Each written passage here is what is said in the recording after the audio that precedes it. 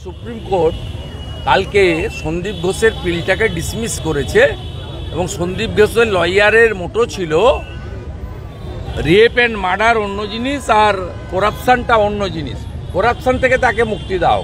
এটা যে correlated, corruption means not only the tender and others, corruption means আপনার ডাক্তারদেরকে number পাওয়ানো, তাদেরকে পরীক্ষা না দিয়ে পাস করানো, এটা বড় সিন্ডিকেট।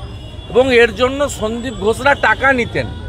এটা শুধুমাত্র একটা জায়গায় হয়নি, মেদিনীপুর মেডিকেল কলেজে মমতা ব্যানার্জির সঙ্গে 10টা ছবি 20টা ভিডিও আমি দেখাবো। জসিম উদ্দিন বলে একজন ডক্টর, জুনিয়র ডক্টর, তিনি তৃণমূল ছাত্র পরিষদের ওই ইউনিটের দায়িত্বে, তিনি ওই কাজটা মেদিনীপুর মেডিকেল কলেজে করতেন। উত্তরবঙ্গ মেডিকেল কলেজেও একই কাজ আরেকজন করতেন, সুশান্ত রায়ের আশীর্বাদী। একইভাবে ডাক্তার বিরূপাক্ষ বিশ্বাসরা, অভিজ্ঞদেরা বর্ধমান মেডিকেল কলেজেও একই জিনিস করতেন।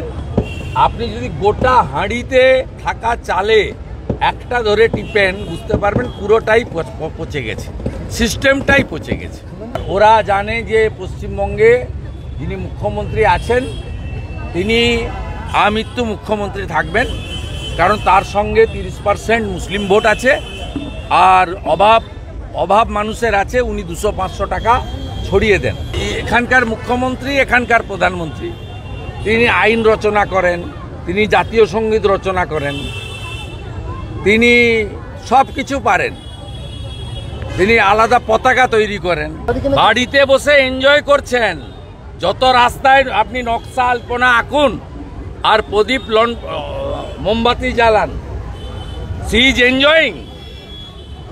উনি কেঁপেছিলেন একদিন, সেটা হচ্ছে 27 তারিখ।